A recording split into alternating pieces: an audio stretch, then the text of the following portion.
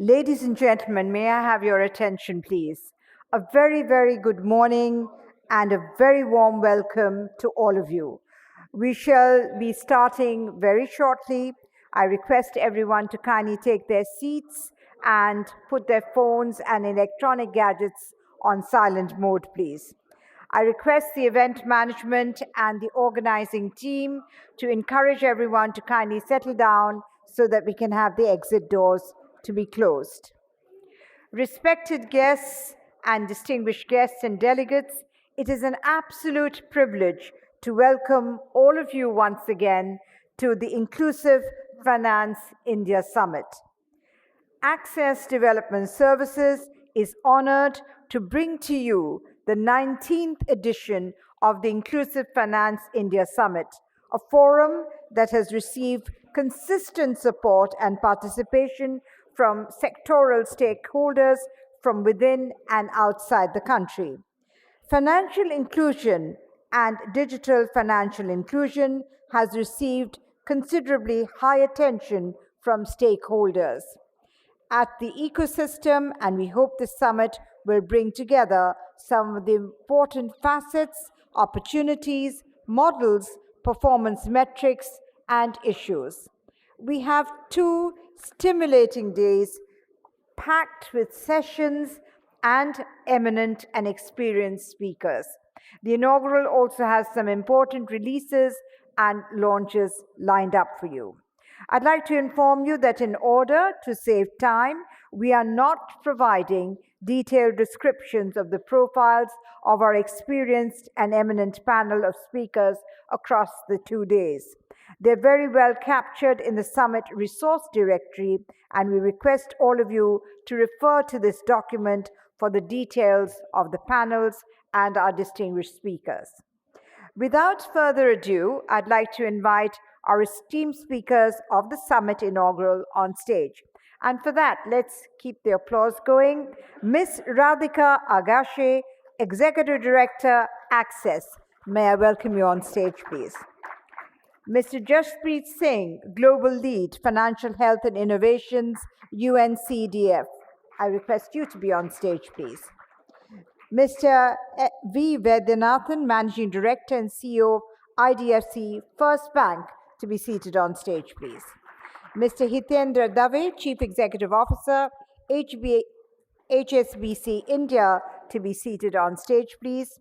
Mr. Ravi Arora, Senior Vice President, Global Public Policy and Indo-Pacific Policy Operations, MasterCard, to be seated on stage. Mr. Alkesh Wadhwani, Director, Poverty Alleviation India, Bill and Melinda Gates Foundation, to be seated on stage. Mr. N. Vishwanathan, former Deputy Governor of RBI, to be seated on stage. And, ladies and gentlemen, it is our privilege to welcome our inaugural chief guest, Mr. S. Raman, Chairman and Managing Director, Small Industries Development Bank of India, SIDBI, to kindly join us on stage. Let's give him a warm round of applause, our esteemed chief guest. May we have the main exit doors closed, please? The inaugural session has been called to order. Thank you. I request Zafreen from Access team to welcome our eminent panelists with flowers, please. A floral bouquet goes to our distinguished chief guest, Mr. S. Raman, Chairman and Managing Director, Small Industries Development Bank, India, that's SIDBI. A very warm welcome to you, sir. A floral bouquet goes to Sri N.S. Vishwanathan. A very warm welcome to you, sir. A floral bouquet goes to Mr. Hitendra Dave. A very warm welcome to you. And a floral bouquet now goes to Mr. Ravi Arora. A very warm welcome to you, sir. And a floral bouquet goes to Mr. V. Vaidyanathan. A very warm welcome to you, sir. A floral bouquet goes to Mr. Alkesh Wadhwani. A very warm welcome. And a floral bouquet goes to Mr. Jaspreet Singh. A very warm welcome.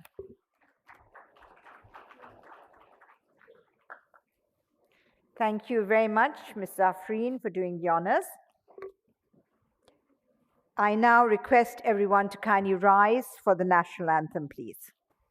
जनगण मन अधिनायक जय हे भारत भाग्य विधाता पंजाब सिंध गुजरात मराठा द्राविड उत्कल बंगा विंध्य हिमाचल यमुना गंगा उच्चल जलधि तरंगा तव शुभ नामे जागे तव शुभ आशीष मांगे गाहे तव जय गाथा जन गण मंगलदायक जय हे भारत भाग्य विधाता जय हे जय हे जय हे जय जय जय जय हे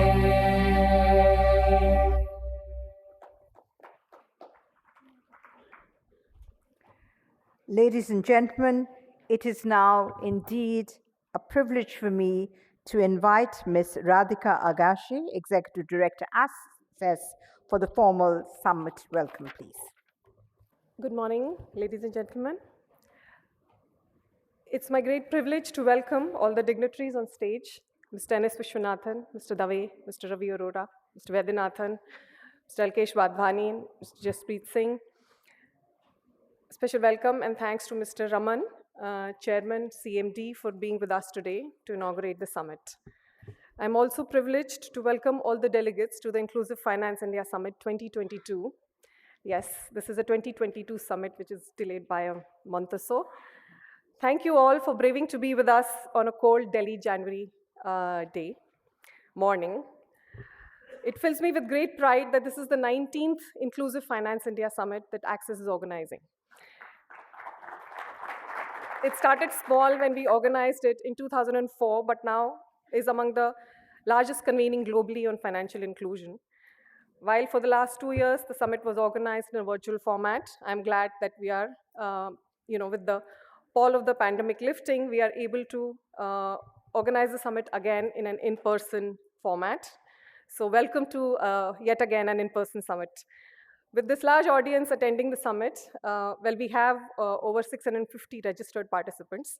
We recognize the value of a physical event, which gives all of us an opportunity to meet friends, colleagues, network, strike business deals, and I hope all of you will also soak in the high quality, high decibel debates and discussions and enjoy the 2 days of the summit. For those who are not able to attend in person, we have a provision to join virtually as well. On many fronts, financial inclusion in the country has advanced significantly. This new thrust to financial inclusion was perhaps started, of course, became a bigger thrust with the launch of the PMJDY in 2014. And the steep acceleration of digital financial services witnessed in the decade is also the result of government's push for a digitally inclusive India. Overcoming the pandemic, several channels, banks, microfinance institutions, fintechs, self-help groups, all are helping to reach out the bottom of the pyramid with diverse financial services. Over 400 million PMJDY accounts, Aadhaar seeding, and mobile connectivity. Several entitlements have also seamlessly reached the poor. In a large country like India, the challenges will remain, and there's, of course, some way to go still. The overarching theme of the summit this year is building financial resilience and health, particularly a concern post-pandemic, in the post-pandemic situation.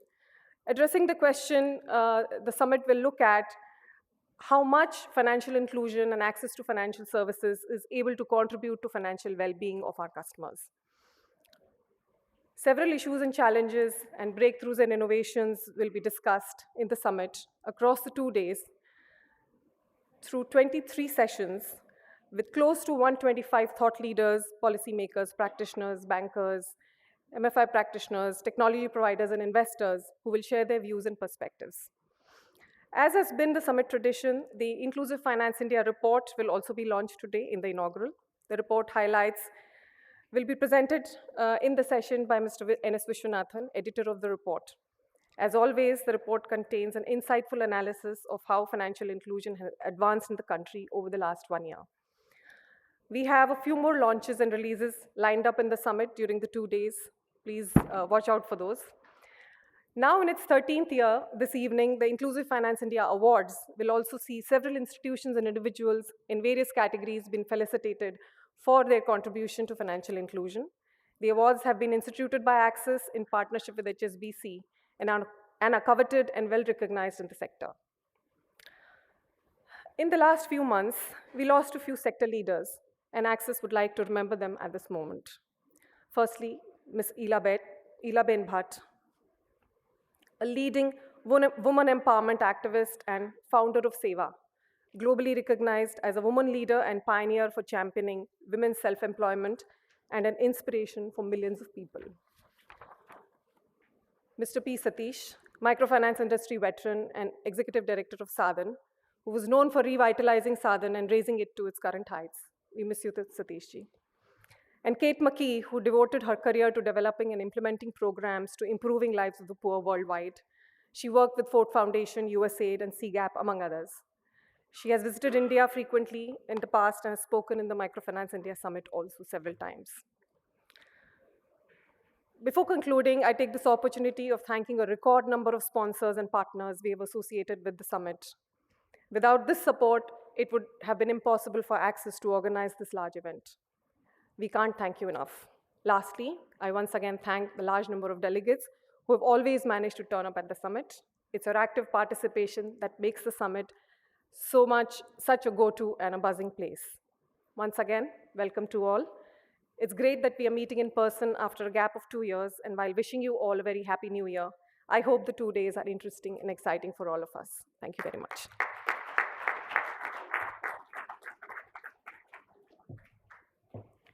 Thank you very much indeed for that very warm and wonderful welcome address. Ms. Radhika Agashide giving us the wonderful welcome address to start the beginning of this conference. As is customary, we now move towards release of the much-awaited annual publication, ladies and gentlemen, the Inclusive Finance India Report, annually brought out by Access. The Inclusive Finance India State of Sector Report annually captures the landscape of financial institution and inclusion initiatives, their progress, policy directives and issues, and constraints. This year's report is authored by sector experts and senior researchers and academics, Mr. N. Srinivasan, Dr. R. Bhaskaran, Professor Gaurav Gupta, Professor H.K. Pradhan, Professor Sunil Puliakot, Dr.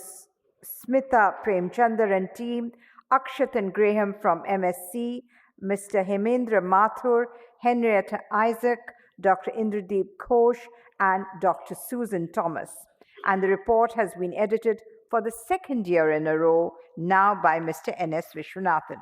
I invite on stage representatives of sponsors of the Inclusive Finance India Report to join us for the release, please. Mr. Ramakrishnan Regulageda, CGM NABARD, Mr. Pawan Bakshi from Bill and Melinda Gates Foundation, and Mr. Dheeraj Mutreja from Rabu Foundation. I also have the privilege in inviting Mr. Vipin Sharma, CEO of Access, on stage for the release, please. Can we please have copies of the report to be handed over to the guests on the stage, please? And we already have senior leadership of the order supporters of the report, SIDBI, MasterCard, IDFC, First Bank, and BMGF on the inaugural panel. I request Radhika to kindly present a copy of the report to Mr. Raman for release, please.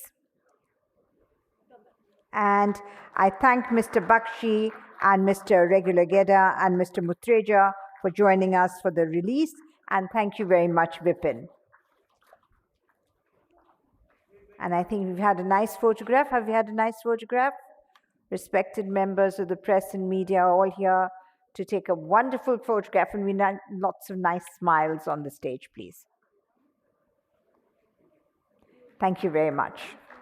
Well, now, ladies and gentlemen, let's hear it from the editor, Shri N.S. Vishwanathan, on the state of financial inclusion in India. I request him to share with us highlights from the Inclusive Finance India Report 2022, please. Distinguished persons on the dais, Access Development Organization team, delegates, and distinguished guests, and ladies and gentlemen. It's my proud privilege to present the Inclusive Finance India Report 2022, which, as the introducer said, I edited this time, the second time after having done it last year. It's, I think, about 3-4 years now that Access moved away from the report being written by a single person to being written by different authors and edited by one. And my job was very much easier because the chapters were written by very distinguished persons who were experts in their field. So let me kind of share some of the thoughts that are expressed in the report. And I must add that, because I made the presentation a little later, I had the benefit of updating some of the data. So some of the data that I might be saying them not be in the report because that's a little earlier version than what is up there. So how does one move? Just enter, is it? How does one move the slide? Sorry. Okay, right. Yeah, so let me begin with what the headlines are. I didn't know when I wrote the overview for this report that resilience and health will be the theme of the report. But I thought, that's the fulcrum of financial inclusion. As the global economy has been going through series of crises, one after the other. We had the 2007-8, global financial crisis. Then you had the crisis caused by the pandemic, and now we have the crisis caused by the geopolitical risks. I mean, factors arising because of the war in Ukraine. And the point with the economic crisis is the most impacted are the people in the lower strata of the economic pyramid, because the supply chain failures hits them the hardest. The loss of employment hits them the hardest, and because they live in the margin in terms of economic capability, any loss of income puts them into the worst kind of situation. And therefore, the whole effort of financial inclusion is to provide them the ability to be resilient, to be able to deal with crisis in a much better manner than they would be able to had they not been financially included. And this has been very poignantly, in fact, included in the National Financial Inclusion Strategy report as well, to say that it gives them the ability to access formal financial credit, access financial products from the regulated sector, and enables them to be resilient. Therefore, the report kind of highlights how financial inclusion has been key to building resilience among people who are in the lower state of economic pyramid. Obviously, the pandemic made both the government, the regulators, and even civil society to act to deal with the problems caused by that, which was it was a problem or a crisis of a proportion not seen in terms of the cause and its effects. And some of those policies have really helped people in the lower economic strata, lower pyramid economic strata, to kind of deal with the problem much better than had they not been provided with those kind of facilities. But the finding is that some of those policies need to continue, and they need to be reimagined because this is a journey. The financial inclusion can never be a destination per se. It's a journey which keeps going. We keep changing the goalpost to attain better levels of resilience, and therefore in that process we need to keep on pursuing policies that help people to manage in a situation of crisis. The report, as you would see, talks of the JAM Trinity, which is Jan Dhan, Aadhaar, and mobile telephony.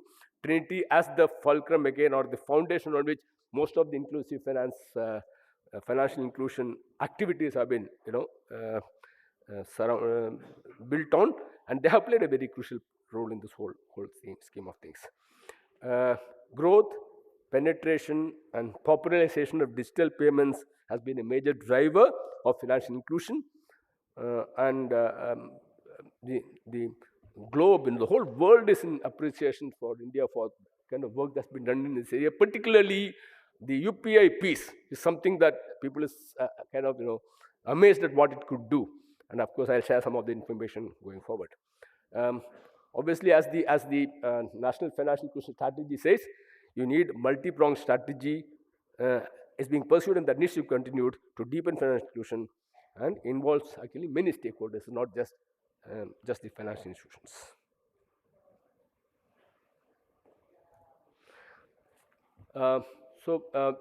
In terms of banking penetration, the World Bank IMF Findex report 2017-21 says that the bank account ownership increased something like 40% of adult population to 83% in the last 10 years. It's a humongous number, and as Radhika mentioned in the welcome address, the what spurred this in a big way was the PMJDY account opening, which was a case I used to say, it's not a case of customers going to banks for opening accounts, but of banks going to customers to get their accounts opened.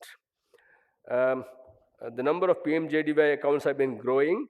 The numbers are there. It's now 478.3 million as in December 22.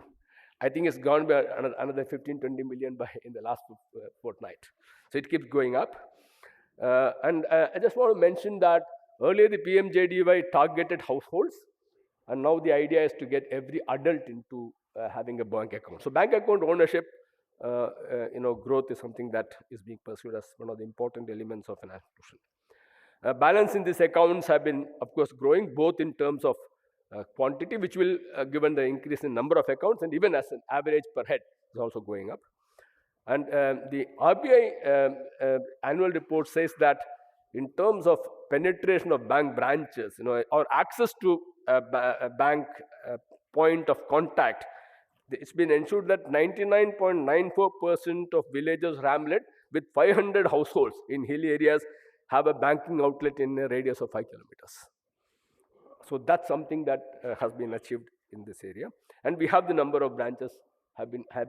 So one important piece in the whole scheme of things is the movement away from physical brick and mortar branches to other ways of touch points to provide banking services, which of course was facilitated by the Reserve Bank, moving away from the brick and mortar branch as the presence, as the way of presence to actually what is called as banking outlets, which could be using even what you call BCs. And if you see the numbers have gone up tremendously, basically because of this change in the banking outlet policy. MSMEs are an important piece of financial inclusion. They, as you know, globally and everywhere, and in India, they play a very important role in terms of contribution to GDP, contribution to exports, and employment.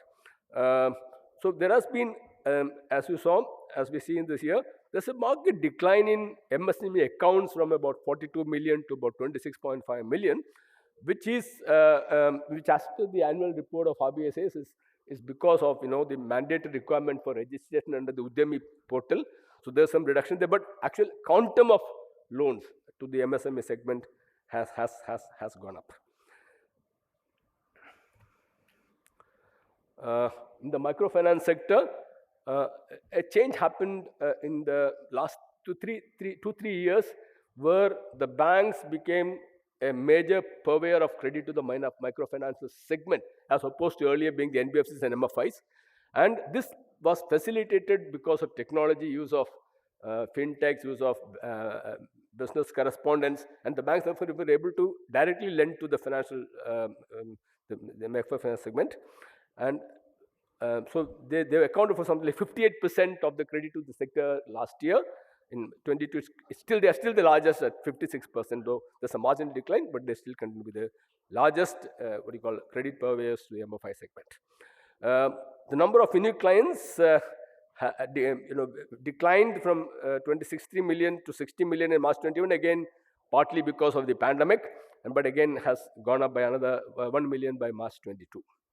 Amount outstanding has gone up from something like 2538 billion in March 21 to 2637 billion in March 22. Disbursement declined during 1920, but again has increased very sharply to 2548 billion in 21-22. Delinquencies, this is one important an element to look at how the microfinance segment is functioning. Delinquency is measured in terms of portfolio at risk at 30 days or more, was the lowest in the last 2 years. It has come down to 5.3% in March 22, moderating substantially from something like 9.7% in the previous year.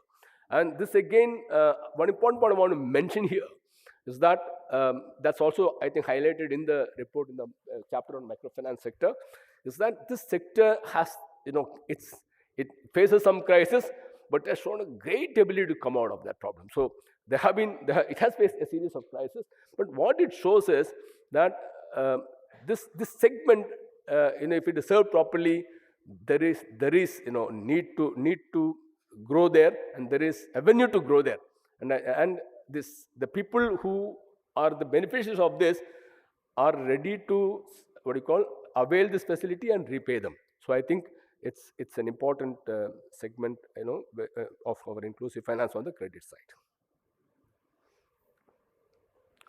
So SSD bank linkage program again is something that is a part of the inclusive finance effort, and like every other aspect of inclusive finance, this is one segment that's growing, and this is an important part of women empowerment. So among the financial inclusive efforts, the gender equality, in fact, last year the report we carried a separate chapter on gender equality and made some of the findings there, and the SSD bank linkage program is an important element of that women empowerment, and that we can see in the increase in the number of women only SSGs going up year by year.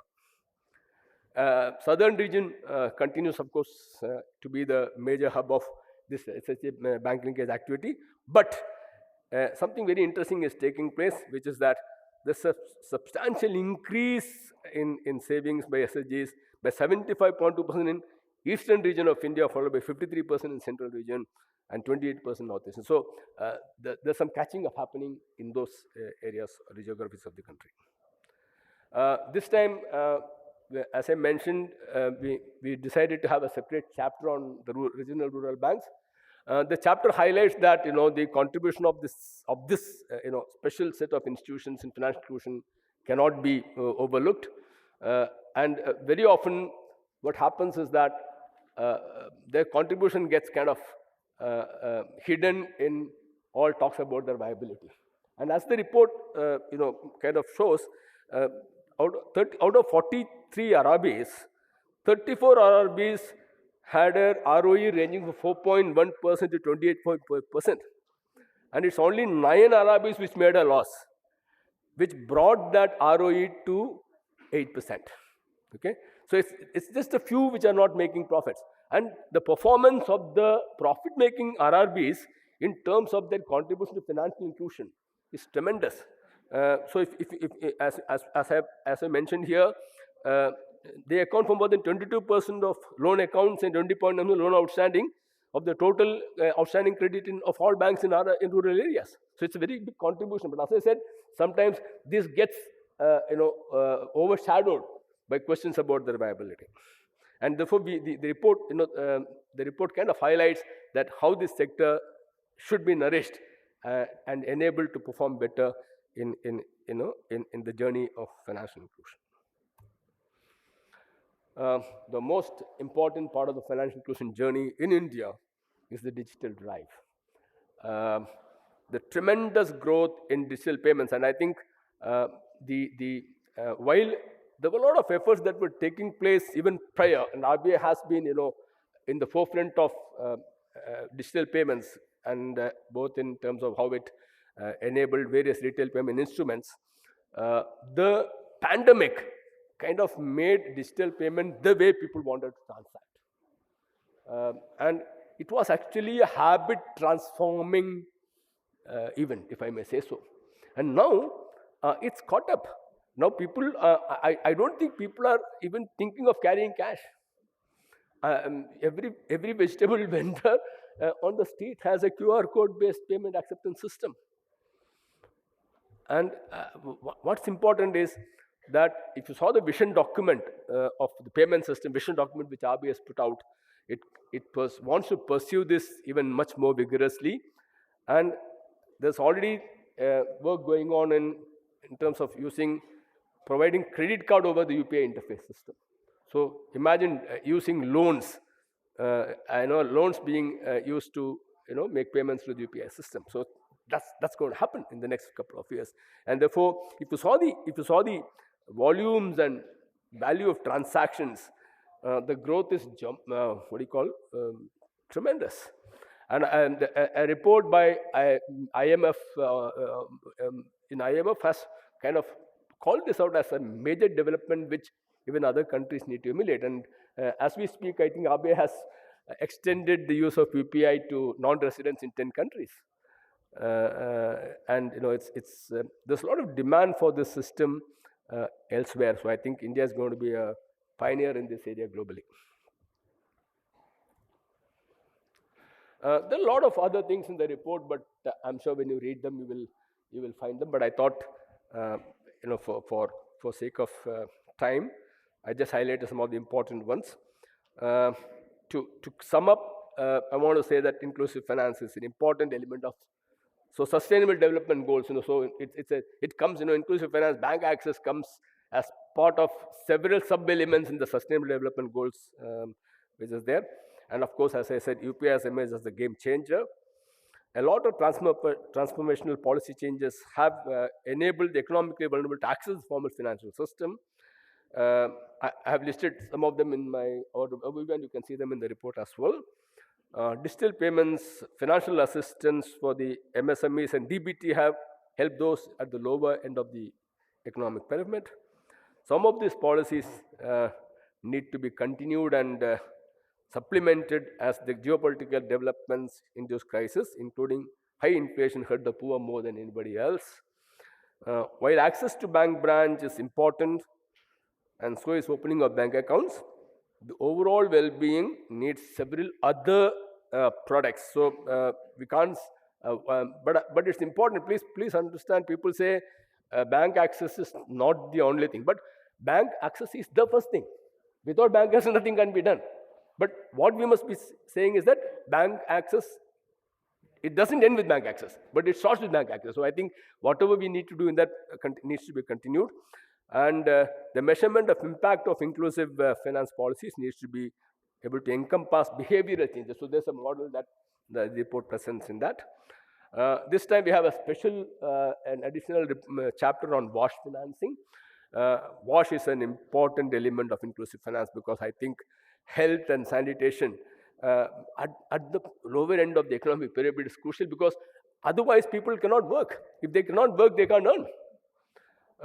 And therefore, there is need to mainstream. That's the report kind of highlights the chapter that there's need to mainstream financing to this segment, and there are some suggestions made as to how we can divert formal credit to that sector if possible. So that's something for policy makers to think about. As per the FIMDEX, the number of adults not owning bank accounts is still large. 83% was what was covered as per 2011. I'm sure it's increased now, but that needs to be kind of taken in much greater stead and completed.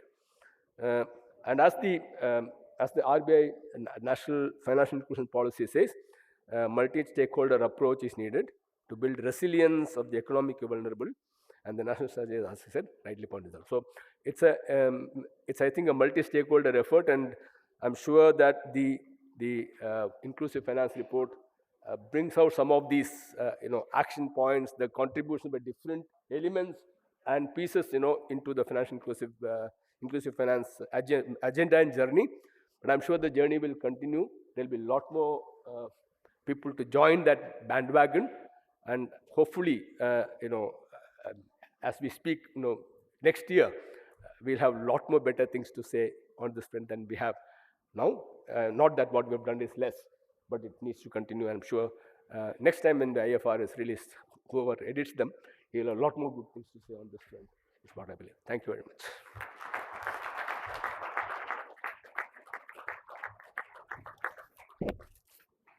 Thank you very much indeed. That was Sri N.S. Vishwanathan sharing with us the highlights from the Inclusive Finance India Report 2022. Thank you very much, sir. Now, ladies and gentlemen, it's time for us to hear views and insights from our esteemed inaugural speakers. I have the pleasure in inviting Mr. Hitendra Dave, Chief Executive Officer, HSBC, to deliver the special address, please. Mr. N.S. Vishwanathan, Deputy Governor, Reserve Bank of India, ex-Deputy Governor, Reserve Bank of India, Mr. S.S. Raman, Chairman and Managing Director, SIDBI, other eminent personalities on the dais, ladies and gentlemen, good morning to all of you.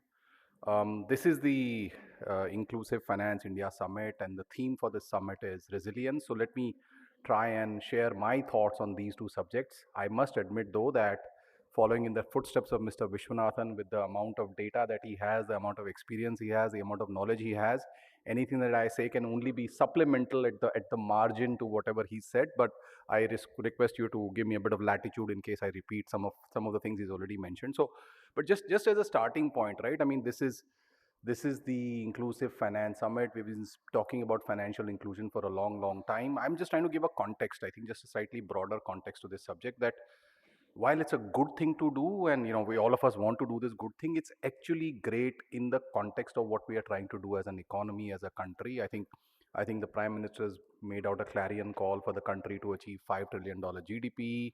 I think there's now talk that by 2047, by the time we achieve 100 years of independence, we want to be a developed country.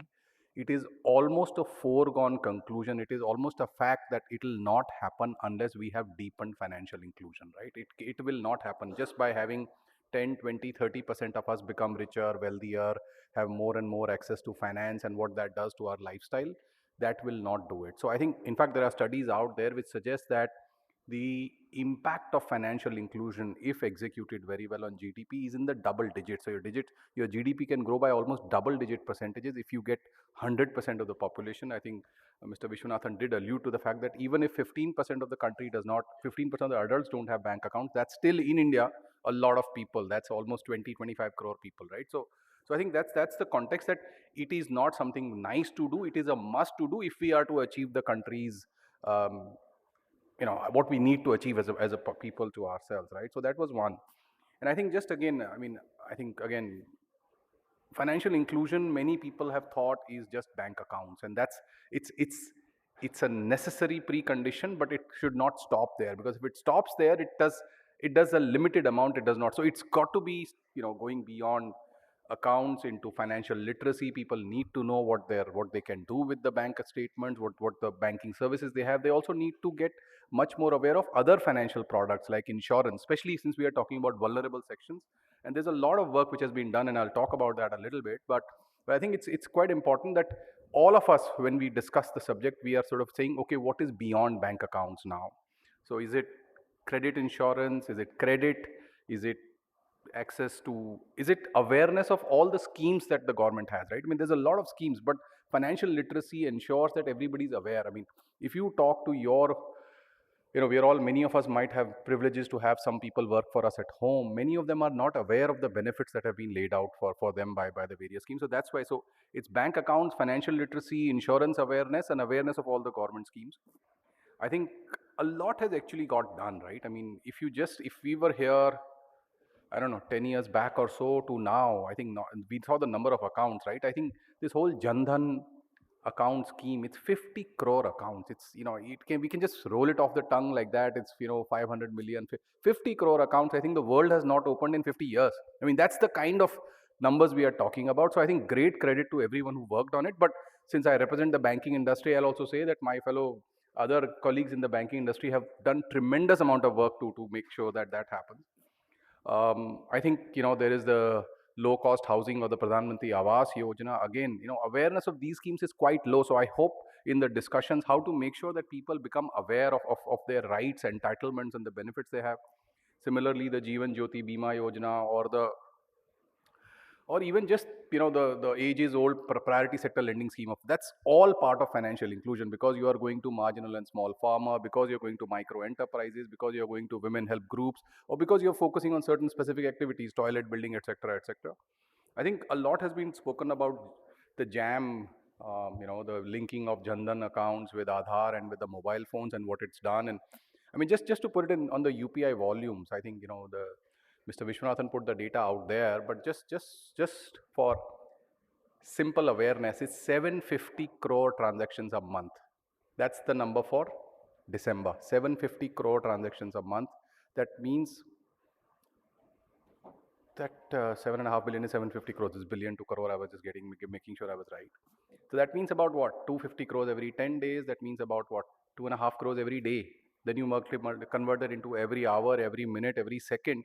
As we speak, a few 100,000 transactions have taken place. As we speak, as I've been speaking here, right? So, and what that does from a financial inclusion perspective, obviously, is for the vegetable vendor that Mr. Vishwanathan spoken about, to make sure that, I mean, I spoke to one person who said the only reason they use UPI, okay, is because there is a lot of theft that takes place in the trains when they go back home.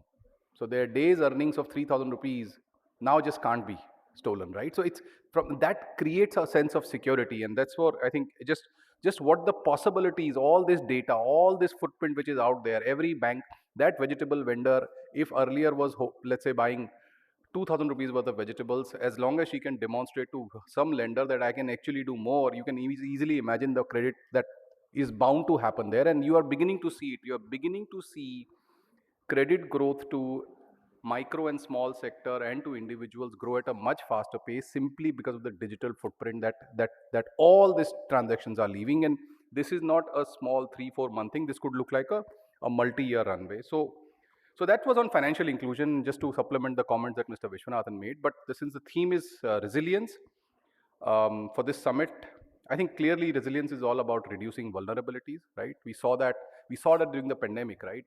The government, through its free food grain scheme, actually was reducing vulnerabilities for the bottom of the pyramid. So I think it's like this. I think we have we have, just taking a slightly broader context, we have leadership of the G20 this year. I think, I hope that we will use one of the, I know, and HSBC is a co-chair there of the financial inclusion work stream there.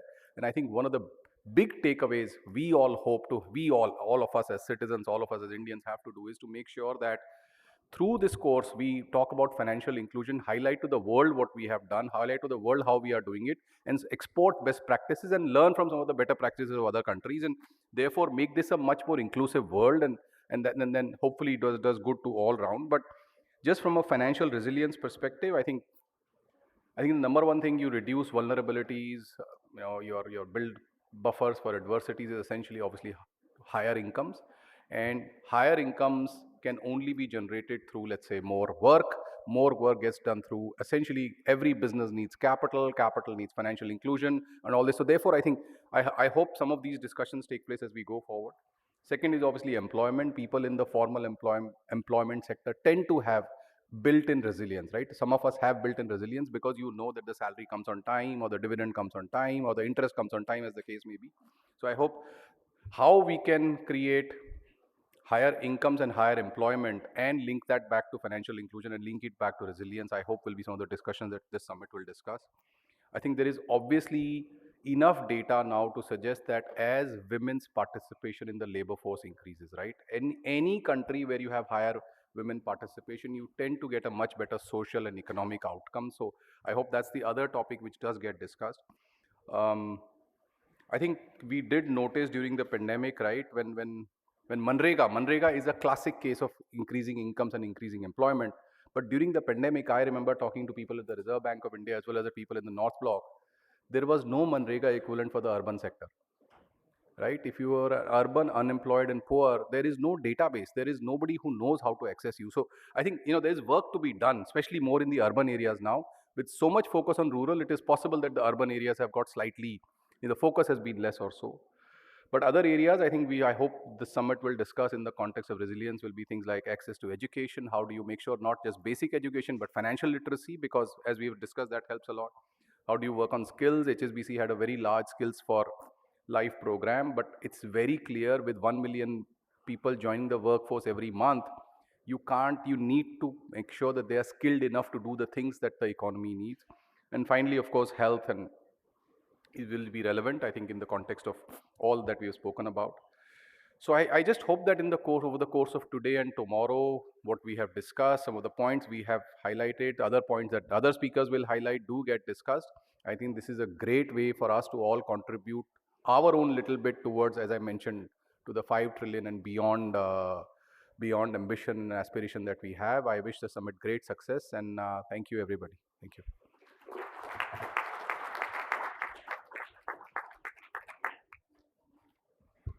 Thank you very much indeed, Mr. Dave, for joining us today and for sharing your perspectives with the audience. I now invite Mr. Ravi Arora, Senior Vice President, Global Public Policy and Indo-Pacific Policy Operations, MasterCard, to share his perspectives, please. Respected Shri Vishwanathan ji, Mr. Raman, all the senior dignitaries on the dais, industry colleagues, ladies and gentlemen, a very good morning to all of you. It's really a pleasure to be here today at this Inclusive Finance India Summit. And the insights shared with the report, the 2022 Inclusive India report, were absolutely fantastic. So I must start by congratulating Radhika, Vipin, the Access team, and everybody that's provided input into that, because it really delves into a lot of the pertinent issues that need to be addressed to further financial inclusion here in our country, in India. Now, the theme for this particular conference, towards building a financial resilient nation, financial health we are talking about, is more important than any time ever before. And I say that because in a post-COVID world, if I can call it a post-COVID world, we are seeing a sharp divergence in the road to recovery, right? Both within nations and between the different nations that are there. Because the wealthier nations and well-endowed nations are back to business as usual. Meanwhile, small businesses and lower-income communities have struggled to find their footing. So we need to concentrate our efforts and build financial health and resilience across the entire ecosystem. And our task today is to explore and find those solutions that can be scaled, right, and to achieve that particular impact at scale. So each country is going to have a very slightly different formula for building financial resilience, keeping into consideration the local context, right, the local talent, the social dynamics, government capacity, resources, and so on and so forth. And I think for its part, India has made impressive gains, truly impressive gains in financial inclusion over the past decade.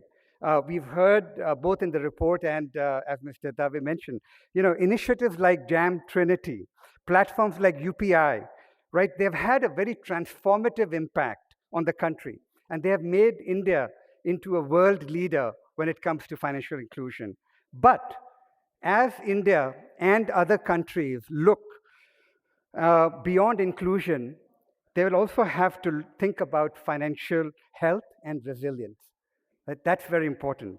Because today, nearly 70% of adults, the world's adults, about 3.8 billion people, they have access to a bank or a mobile money account.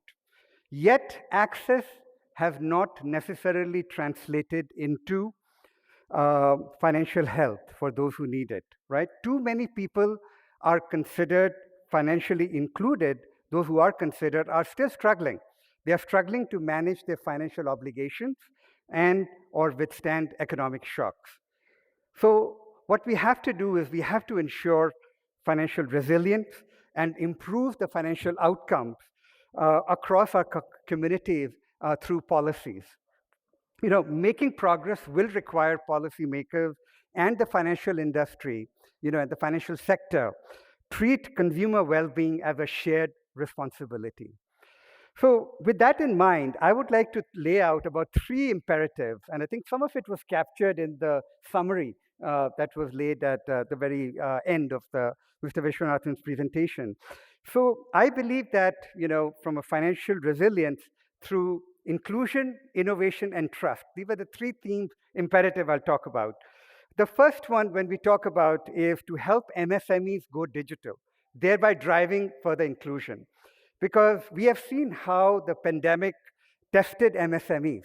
It brought so many small businesses onto the brink of collapse, right?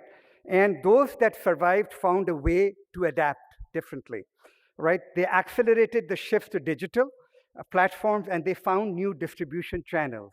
And the results of this shift are very telling, because according to our own MasterCard Economics Institute, that digitally enabled MSMEs saw a 34% increase in their sales, 34%, right? And so we need to equip MSMEs with the right tools so that which they need to navigate a digital world. And we have to invest in training and in delivery for the MSMEs to succeed. At MasterCard, we are doing a lot in this area. One of the programs I can quickly talk about is something with CII and Ministry of, National Institute of Small and Medium Enterprises under the MSME ministry that we are doing. It's called Digital Saksham. And, part of that is targeting key supply chains and digital know-how all the way down to the last mile entrepreneur. And the goal is to empower, over 300,000 MSMEs with financial literacy, because we believe that, the more we can empower MSMEs and rural committees, will help move them up the digital value chain. Which brings me to the second imperative, which is boosting MSME access to credit. Right? Now, despite all of the progress that in financial inclusion, I think in India, access to credit still remains, there's a gap. There's a gap, various research organizations, talk about the gap, and this is pegged at nearly about $400 billion for MSMEs alone, amongst the different segments that remain underserved. When we talk about the 63 million MSMEs, we talk about 150 million farmers, right? And million more skilled and informal workers. That's a big credit gap to, And a study by McKinsey and Fickey not too long ago found that India's retail credit is only 14% of GDP, compared to 30% for Brazil and 60% of GDP for China. So rural communities and MSMEs, will need access to credit to thrive, but there are hurdles, right? Because when we use traditional forms of risk approaches, there are a lot of hurdles to meet. So the way forward will require us to innovate. It will require companies, governments, etc., to create innovative digital solutions. How about we have to help MSMEs create digital footprint, that can be used as a proxy for credit history in assessing risk and in underwriting loans. So we are doing a lot of work in this area at MasterCard. I'll give you one example is, just last year, we partnered, with the USAID and US Development Finance Corp and HDFC Bank to launch a $100 million credit facility. And this credit facility is extending working capital loans to small businesses to support their digitization and recovery from the effects of the pandemic. And 100% of this credit facility goes to previously unbanked small businesses, and our goal is to ensure that 50% or higher will go to new customers, which are women and women-owned entrepreneurs. We have to empower women-owned entrepreneurs in this country. And that brings me to my third imperative, which is all about trust. Because it is important to promote trust in the digital and the financial ecosystem. Trust is sacred to us at MasterCard, right? Because,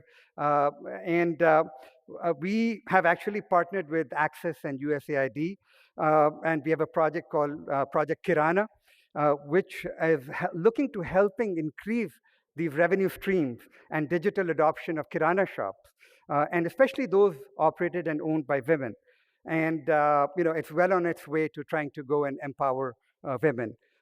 Agri sector, that's another one where we are doing a lot of work in the agri ecosystem by digitally empowering smallhold farmers. We have a solution called FarmPass, which is our agri-tech solution. So where by digitizing marketplaces, by digitizing workflows, by digitizing farmer transaction histories, we can give farmers with improved access to multiple markets, to digitalize their income, and we are actually soon going to be doing hassle-free credit access, right? This solution is great because even without a smartphone or with no access, intermittent access to connectivity, it works. The platform currently supports over 1 million plus farmers, and our initial data have shown that a lot of farmers were able to sell their produce at 20 to 40% higher prices, thereby increasing their margin. So we're looking, and trying to do and scale kind of solutions like this. So we need to again come together with this multi-stakeholder approach that was called for earlier in the presentation. So I'll close my remarks by noting that these three strategic imperatives, that digital transformation, credit access, and digital trust, this is by no means an exhaustive list. They are worthy efforts, undoubtedly, which we have to undertake while keeping a wider view of the road that lies ahead. And a lot of it was called for out in the report. India is undergoing digital transformation at scale and at a pace that is unparalleled anywhere in the world. And with India taking on the G20 presidency, I think the world will be watching India even more closely. So this is an opportune time for all of us in this room as stakeholders to accelerate our efforts and partnerships and bringing together the required expertise towards a digital economy and building a financially inclusive and a financially resilient ecosystem. I have no doubt that over the course of this conference, we will explore many more areas for progress, and I look forward to the discussions that will come forth. And once again, I want to thank you very much for the opportunity to be here and share some thoughts, and to Access for pulling together this wonderful summit. Thank you very much. Yep.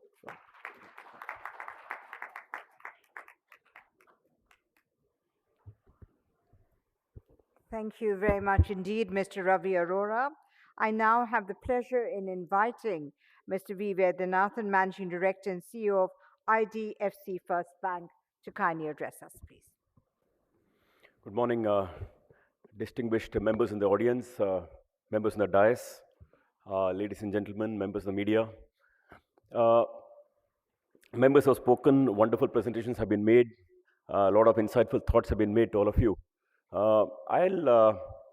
My quick comments on this very important occasion is as follows. When you look at, you think of the economic pyramid from well-to-do people to upper middle class, to say middle class, and then you say lower middle, and lower middle class or poor. In that grid, think of financial services. So if you see savings accounts, typically top to bottom, all segments have savings accounts. And I just saw the number here that only 40% of India had savings accounts, of adult population had savings accounts in 2010. Now that's like really very low, almost like India lived in old ages. And now it's 83%. So I think all of us should be really very, very proud of our country that we made such massive progress in just 10 years. And the last 7 or 8 years alone, 450 million accounts was pointed out. It's really sensational. So really very, very, very big round of applause for our country to reach this, to reach here, and to our government to actually push this agenda so hard. But if you move away from savings to, say, investments, people at the top of the pyramid typically have access to all sorts of investment services. They can invest in mutual funds, they can invest in property, they can invest in gold, they can invest in AIF, they can invest in startups before the list, they can invest in PMS, portfolio management services. The upper segment has it all covered. But as you come down, if you go down and see the bottom of the pyramid, people don't even have demat accounts. I just read on Google before coming here and out of general memory that India has still, after massive progress last 3 years, has 10 crore demat accounts. So you can therefore imagine that in a population of 140 crore people, 10 crore people have demat accounts. Even if you take adult population, it's still a very small proportion. You can see that therefore, when you come down the pyramid, investment services are not there. Now we think of insurance. Again, insurance, people top of the pyramid, organized sector, all are well covered. All of us are covered by the employer we're working with or have taken insurance on our own. But you go down the pyramid, you will find that again, people down the pyramid don't have insurance. And don't have meaning, if you think about the people in that segment actually, they are construction workers, they are roadside mechanics, people working in homes and so on and so forth. And they are most vulnerable to getting, they need insurance most. That's the irony. We are very less likely to be hit here or there, etc., except some freak accident. But for them, it's a daily profession and they may get hurt, they may get cut. And the irony is they need it most and they don't have insurance. In fact, in the e-Shram program, which the government came out recently, there are 270 million unorganized sector people who have enrolled there and now getting an insurance of 2 lakh rupees. Therefore, point is again, if you see top to bottom, highly insured, underinsured, and they need it most. If you look at loans, all of us get calls maybe twice or thrice a day, or maybe saying that we can sell you a credit card, we can give you home loans, car loans. Overbanked, we get enough calls. But people, and we get pretty low rates also. But go down the pyramid, we know the interest rate, all MFIs are sitting here, everybody's sitting here. We all lend at, sector lends at 23, 24, 25, 26%. So less credit, higher rate. And this is, by the way, not very unique to financial services. You think of any sector, any services, even if you go to telecom sector, you will find there will be breakages for non-usage of the talk time. It's expensive. Water is more, unit cost of water expensive, unit cost of FMC is expensive, unit cost of utilities is expensive. So that is the reality of when you go down the pyramid. Now, what can solve this? And that I'm sure is consuming everybody, because everybody wants to solve the problem. We all understand the issue. So the biggest thing that has come to this ecosystem that can change the ecosystem, we all understand, is now technology. We are seeing how the best part about technology, at least, is not distinguishing between the rich and the poor. We know that. Right? If you go to ATM and draw cash, it gives you the same amount of time whether you're rich or poor. It gives you in a fraction of a second. If you do UPI transaction, it's doing in a fraction of a second whether you're rich or poor. So at least technology is not differentiating. So that is a very big leveler of this whole ecosystem. Now, what is the issue with technology? When you think of technology, the only issue is that it's restricted by access. Restricted by access. So what does that mean? Now, if you see, let me say, how many people have, say, 4G services versus 2G services? You will notice that I read somewhere that close to about 350 million people in the country still on 2G services. Then close to maybe there are 600 million smartphones today, which all the rich and middle class all have. But still there are 350 million feature phones in rural areas and so on. So technology is a big leveler, but access to technology is not uniform across top to bottom. And because of lack of access to the technology, still this issue is still not solved, despite availability of this omnipresent God technology.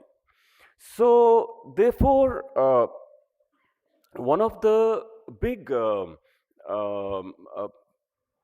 course, India has made a lot of progress, and government has done through e-governance a major progress on this front of causing, let me say, inclusion in the country, both on savings account, insurance, through the insurance programs and all that we discussed.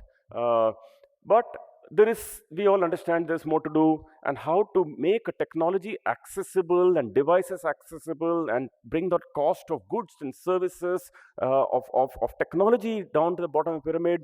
That will enable last mile connectivity more than any other wishes we may have.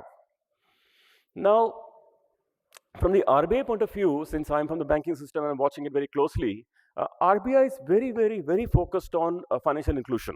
I can tell you, we're a bank, we're practitioner bankers, we're getting calls every other day, asking us to do financial inclusion, which is wonderful. If you think about that amount of effort and progress has also showing, by the way. I was reading the other day that in the BSBD account, basic savings account, in 2010, India's total balances in BSBD accounts was only 5,500 crores.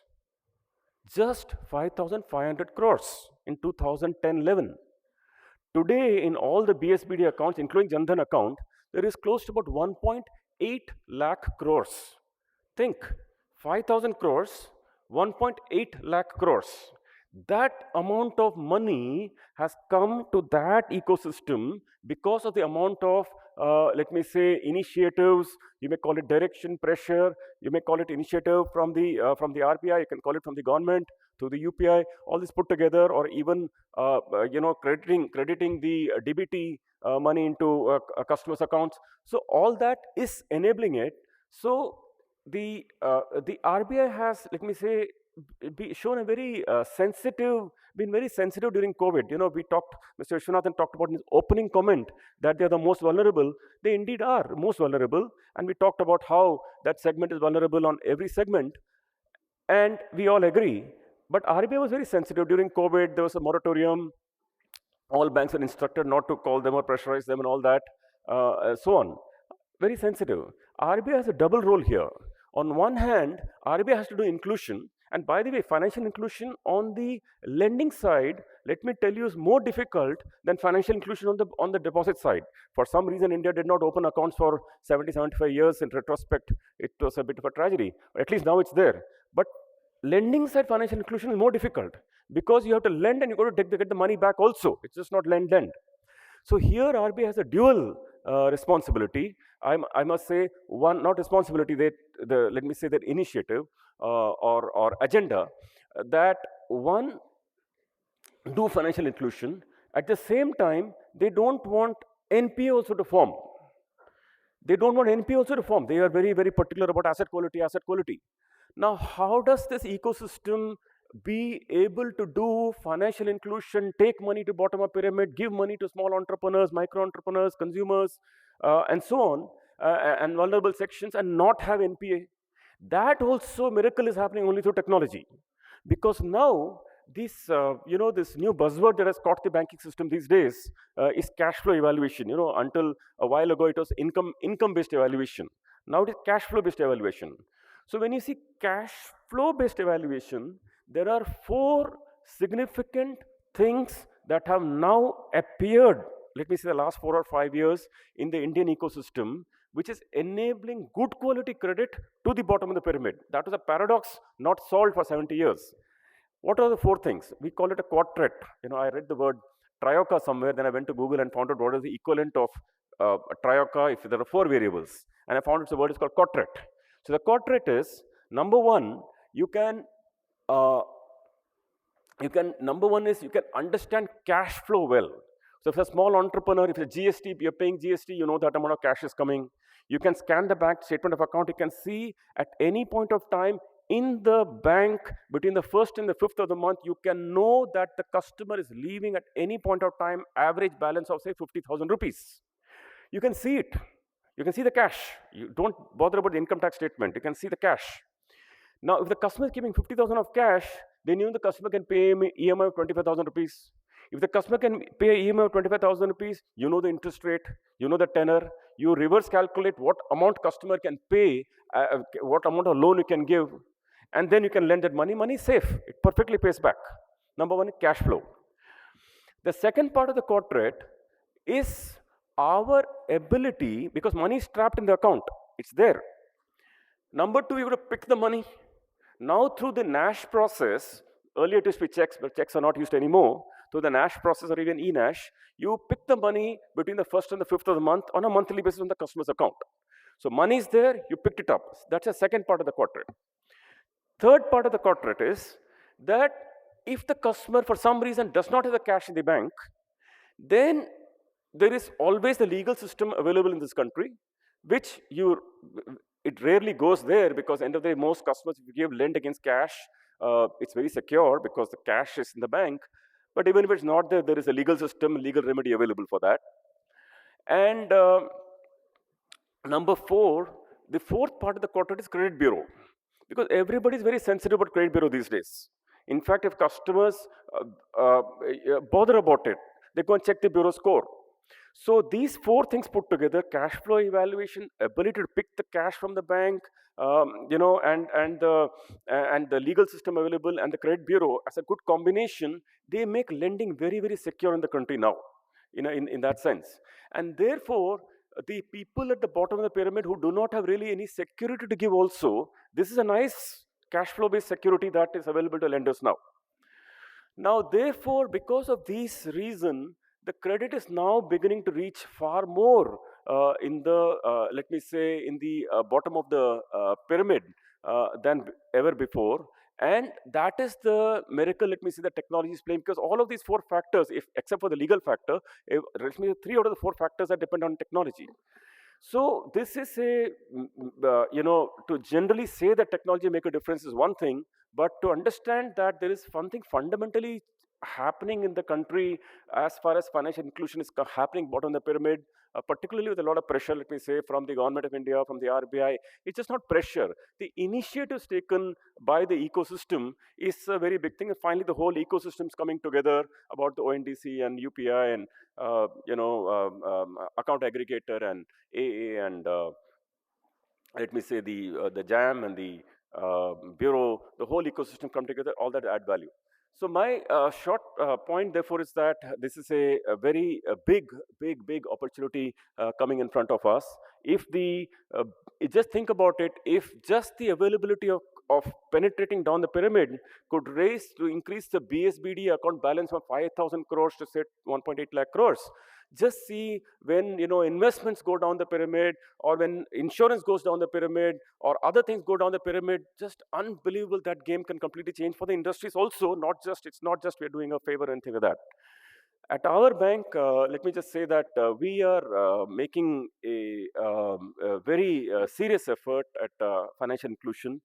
We don't see this as we're doing as something special or anything like that. It's our business model. We just love it, and it just goes with us. That's what we want to do. And our experience in this industry, in fact, we are the best evangelists, because our NPA in this business has really never crossed 2%. Like for 12 years now, except COVID, it went up briefly. It's already, I'm talking of last from September numbers, because now this quarter's numbers are not out. Never crossed 2%, never, for 10 years. And we are playing precisely bang in the center of the segment. Our net NPA has never crossed 1%. You can see our tracker. So we are the biggest evangelists, because we find that this segment really repays very well. They're more honest people, and if they are not here to swindle somebody or go to the courts or employ smart chartered accountants to move one court to another court. So they're really our experience has been really fantastic. We've grown the book quite a lot in the last maybe 10 years, but never NPA has never been an asset quality. Credit loss has always been very, very low. So we just love this business, and therefore we are not doing anybody a favor. We just love it, and I think it's a great opportunity for the country to enable that to happen. And like one of the previous speakers spoke about, Hitinder, I think, saying that really, first of all, there's no big point becoming a $5 trillion economy if people if this did not lift everybody in the game. And definitely we probably will getting access to the $5 trillion itself will get delayed if we were not doing a good job at financial inclusion. So thank you very much, ladies and gentlemen. Those were my brief thoughts. Just to say that when you go from up and bottom, you should be able to expand. Bottom of the pyramid is reasonably underserved in every service, not just financial services, and we need to make a real effort to make it happen. This trickle down will take a very, very long time. And as we discovered, through the trickle down process, bank account, India had maybe 400 million accounts for 70 years. But when you made targeted intervention, how you open 400 million accounts. So targeted intervention makes a very big difference, and we cannot just depend on trickle down economics. Thank you very much, ladies and gentlemen. Thank you very much indeed. And now I request Mr. Alkesh Wadhwani, Director, Poverty Alleviation, India, Bill and Melinda Gates Foundation, to kindly address the distinguished audience, please. Esteemed speakers on the dais, friends, media, and all of you here, all of you who understand the financial sector very well. It's difficult for me to speak after so many speakers who've said so much, but I'll try to share some thoughts and what we've learned working in India on financial inclusion. First, I just love the phrase that our previous speaker spoke, that we just love this business, which shows that working for the poor can have low NPAs and can make profit and doesn't have to be forced down the throats of the financial sector. It just shows the potential that we have in this country to really do well. So I'll also take another quote of another speaker who said that if I come back after 10 years and take that slightly further. So it really has changed. 10 years back, I really can't visualize how using my fingerprint on a Aadhaar, on a scanner, I could get my PDS or I could get fertilizers, both of which I've tried in the field. And while I can't get PDS for the reason that I'm not enabled in the 80%, I can get fertilizers even though I'm not a farmer, though I haven't taken it. Similarly, I think all of you know better than me that we can send money instantaneously, or that the BCs which weren't there earlier, anyone again using their fingerprint through AEPS can really, without a debit card, get money or deposit cash, and it's interoperable from many banks. So it really is amazing what has happened. And you've heard all the speakers say what kind of numbers that we've reached 80% of bank accounts. Uh, we heard about 30 million MSMEs and the rate of how much credit has grown. But you might be surprised to hear that while there are 30 million MSMEs, we now have 200 million QR codes. So actually the bulk of the QR codes goes beyond the MSMEs to the nano enterprises, and the bulk of India is actually nano enterprises, which we don't even think about when we talk about MSME lending. So the next problem is not MSME lending, but lending to the nano entrepreneurs who form the bulk of India. Our speaker spoke about UPI, which has really gone through the roof. I think the goal is 1 billion transactions a day. I think we are maybe going to achieve that literally in the next 1 year. So we have all these humongous successes, but there are other successes which were spoken about little that I'd like to elaborate on a bit more. And all these successes actually have been enabled by two things led by the RBI. The first is that we have all these digital public goods, whether it's UPI or Aadhaar, and it's enabled. Again, if I take the 10-year analogy, I really can't imagine 10 years back doing video KYC to open an account, which we can do today. So it's a dramatic change that these digital public goods or infrastructure have enabled. But beyond that, what we realize perhaps, but it's not front and center, everyone speaks about Aadhaar and UPI, is how RBI has enabled all this through other mechanisms beyond this. And one example that I'll give, again, we spoke of SHGs. So we think of it normally that, nothing great, oh, there are SHGs and there are 100 million SHG women in India. But it can't happen automatically. And the reason it happens is that our central bank, many, many years back, did come up with a policy that informal group of women can come together and be recognized by the banking sector and get loans. And not only can they get loans, but those loans are tracked, and the core banking system has a field that says this is an SHG borrowing, and therefore we can know today that $12 billion of loans have been given to the SHGs. And this data doesn't come from $12 billion of loans outstanding from the banking system has been given to SHGs, and this data doesn't come from the SHG program, but from banks, from the core banking system. So it is pretty amazing. And if you add the fact that there's interlending of their savings, that's about $4-5 billion, and there's another $4-5 billion of grants in perpetuity given by NRLM, the National Rural Livelihood Mission. two SHGs, you're talking about $20 billion of loans to 100 million women. Not all these 100 million women have taken the loans. Some percentage have. Let's say it's about 50%, but that still is huge financial inclusion to the bottom of the pyramid. So, I work with my colleagues overseas and they are astounded by all of this because they are looking at how to take this to Africa, and that enabling environment that the RBI has created is just not there. So the model is different and it's really tough to make this model work. Our speaker spoke about the interest rate here, saying it's 24, 25%, which I think it's tough for many businesses to make money at 24, 25%. But again, when I talk to my colleagues and I hear the stories in other countries, especially in Africa, the rates are much higher. And rates are often 48 to 72%, and that too driven by the formal sector, not by the informal sector of fly-by-night operators.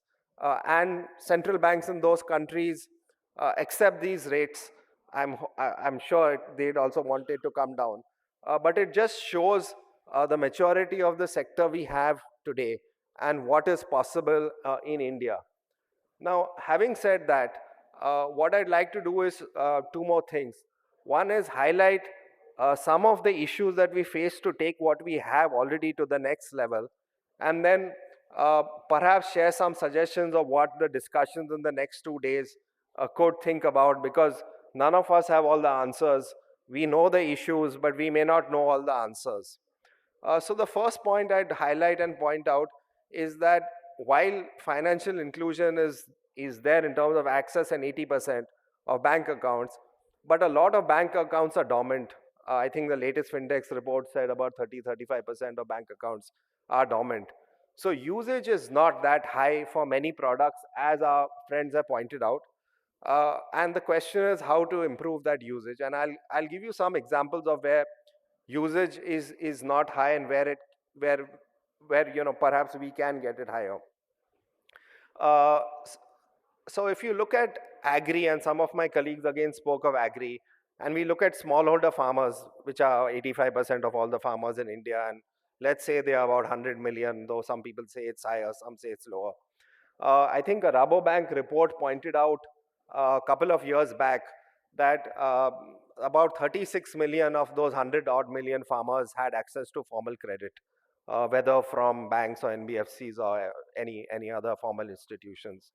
And I know that the Kisan Credit Card since then has given loans to many small farmers. But let's face it that while the Kisan Credit Card does give loan to farmers, it can be used for anything. So it may not be as productive as we all want it to be. It may not be used for input financing. It may not be used for when you sell your goods and the working capital you need till you get the money back, etc. So even today, smallholder farmers, and that perhaps is the biggest segment that we have, are not getting as much access to formal credit as all of us, I'm sure, would want. And the second biggest segment I'll talk about is the nano entrepreneurs, which was what I first said, that we are saying MSME is not getting enough loans. That was the point made earlier. But you can imagine nano entrepreneurs. If MSMEs are not getting enough loans, then nano entrepreneurs, forget about it. And look at the numbers. We talked about 30 million MSMEs, but 200 million QR codes. And I'm only talking about static QR codes. This doesn't include the many millions of dynamic QR codes generated every month. So that segment, the nano entrepreneurs, how do we serve them? I think these two segments, the smallholder farmers and the nano entrepreneurs, are perhaps the biggest segments that we need to reach. I have great confidence that we'll reach the MSMEs given what all we heard. The fact that now there are unicorns just because they have given the acceptance infrastructure through QR codes or other means to the MSMEs, and the valuations are built on the fact that they'll get loans, that they'll be able to give loans because they have the data now of these MSMEs, shows that I think that segment will get loans easily. But the nano entrepreneurs, it's more difficult. And the the smallholder farmers is more difficult. So I think this is one big challenge that we have. in terms of usage. The next big challenge that I'll highlight is, gender. So there still is a big gap on gender, and women get much less access to loans than men, or even user accounts is much lower. It was so heartening to hear my earlier speaker say that out of the 100 million loan they set up, 50% was given to women. So I think there, again, we have a challenge that we really need to look at on how do we address this issue. Perhaps the last one I'll point out is the rate of credit for inclusive finance. We all know that if you're a AAA customer, you will get credit at whatever 8, 9, 10%. Perhaps now it's slightly higher. When the interest rates are lower, perhaps it's slightly lower. But as our colleagues pointed out, we all know the rate in the industry varies from anywhere between 22% to 26%. And I think it's not easy to build businesses at this rate of interest. So if I just look at my other hat, one of the other things that I do in my role is to look at livelihoods. And there we speak of a missing middle, which is not there in most other countries. So this missing middle is that India has entrepreneurs, the bulk of whom are one person. But the number of entrepreneurs who are between 2 and 5, or between 5, 6 and 10 are like close to zero, relative to most other markets in the world, right? So if you might be able to build a one-person business taking loans at 22 to 26%, but if you want to scale your business, and I'm not talking about scaling to becoming an IPO company, but in terms of inclusive finance, you're talking about having 2 to 5 people on your rolls. It is tough, I think, as you scale up to make businesses viable at 22 to 26%. So I think that is the other challenge we have, which is how do we get interest rates for the bottom of the pyramid, the nano businesses, down to a level that's manageable. Now the SHGs get money at much lower rates, but that's because the government is giving interest subventions. And now if the government gives money actually to SHGs at some 3-4%, who to the actually to the SRLMs, the state rural livelihood missions, who then pass it down. By the time it reaches the SHGs, it's still maybe 12 to 18%. So yes, the SHGs get loans much cheaper than 22 to 28%. But at a commercial level, we do need to bring these rates down, would I think for me be the third challenge. I said I won't speak of any more challenges, but I would speak of one more, which is really how do we design our public digital goods to be inclusive for the poor. And I think this is really important. So UPI now has, I mean, it grows every day, but the estimate is that it has between 350 to 400 million customers, which would be the top customers of the country. And as again, one of my speakers before me said, access to technology is a challenge. You're talking about anything between 300 to 500 million non-smartphone users, whether it's 2Gs, whether it's basic phones, whether it's features phones, etc., etc. You could take two views here. You could say, let's forget about this. India is growing fast enough that in 5 years, most people will have smartphones. So don't worry about it. We can design UPI for smartphones, right? Or you could take the other view, which is to say that India is too large to say that everyone will have smartphones. And even after 5 years, there may be maybe 150 million people or 200 million people who don't have smartphones. And we can't ignore them. And as a foundation, we are taking the latter view, that we have to design digital public goods for the poor, which means that a UPI should work on smartphones well, right? And the percentage of transactions not on smartphone, on feature phones well. And the percentage of transactions on feature phones is very, very low. So we've been fortunate enough and privileged enough to partner with NPCI to come up with some solutions for feature phones. RBI has approved that, and now there are some solutions. They are not as good as smartphones. They are at the beginning stage, but I hope that those kind of things succeed. The same is true if now we move from UPI to account aggregators and to OKIN, and potentially even to ONDC, which are the next level of public goods. How do we get those public goods to work for the poor, right? And again, I'm sure account aggregators will first work for the rich. fine, that's the normal journey, but how do we enable it to work for the poor is the question. And I think this is the other challenge we have to solve for the country, to say that it works for the poor. Uh, so, uh, I mean, some small thoughts on some of these challenges, but they are very broad thoughts. I don't have the answers to these, but I think it's something that it would be great if the panels debate in the next couple of days.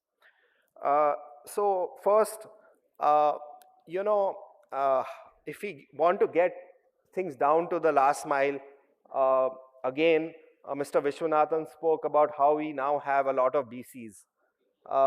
And that's how I think India can succeed. You know, the latest number is there are more than 3 million bank correspondents. And clearly that's one of the channels to reach the poor, much less branches. But if you look at the figures, at least what I've read is that BC still have a single digit share of the market in many products. So if they have a single digit share of the market, whereas there are 3.3 million and there are not even, I don't think there are more than 100, 200,000 bank branches, right? If I'm right. I don't remember the exact number. So you're talking about 10 times more or 20 times more BCs, but they have a single digit share of the market. So I think that's for three reasons. One, visibility is low. Two, trust is low relative to a bank branch. People still feel a bank branch is much safer. And three, BCs are not so viable, right? Especially in rural areas. So we are experimenting with many folks on how to get many players on how to get BCs to be more viable by adding more products, services, doing pilots, etc., etc. But I think this is a central problem to be solved if we want financial inclusion. The BC viability problem, the trust problem, the visibility problem, they are all linked. Because they are not viable, because their margins are so low, the banks would not want to invest in making them more visible, advertising about them, etc., etc. So it is a challenge that I think that there are some solutions and we can look at it. On the gender side, I think we can just perhaps start by getting more sex disaggregated data. If the banks are open to sharing that kind of data, we would know where, in which district, in which block, how many accounts are open, what's the usage, that kind of thing. So just getting basic sex disaggregated data would be, I think, a good starting point.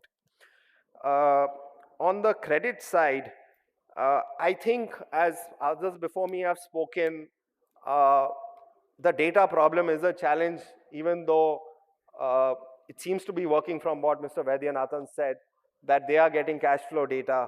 But I think despite that, we need to solve this much more, because most, let's say, farmers are not on the credit bureau system.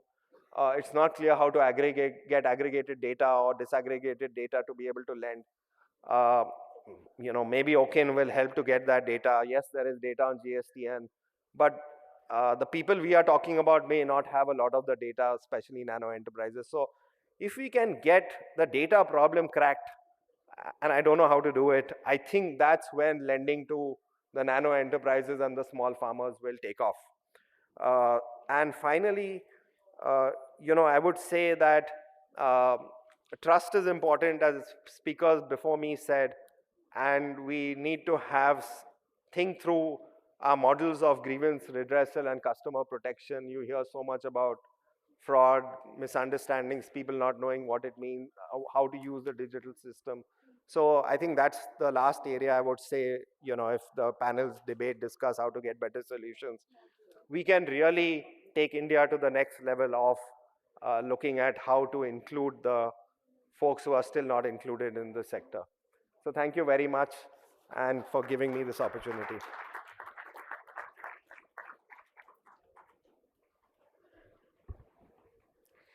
Thank you very much indeed for your wonderful address. And now we will move to the next launch of the day.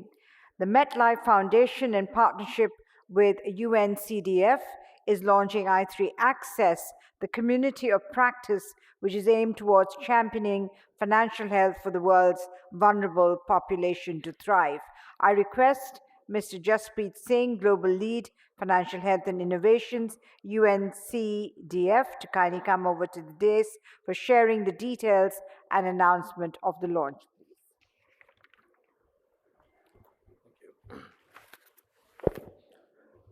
esteemed guests on the dais, ladies and gentlemen, thank you so much for your time this morning, and thanks to the organizers for hosting us during the launch of this community of practice on financial health.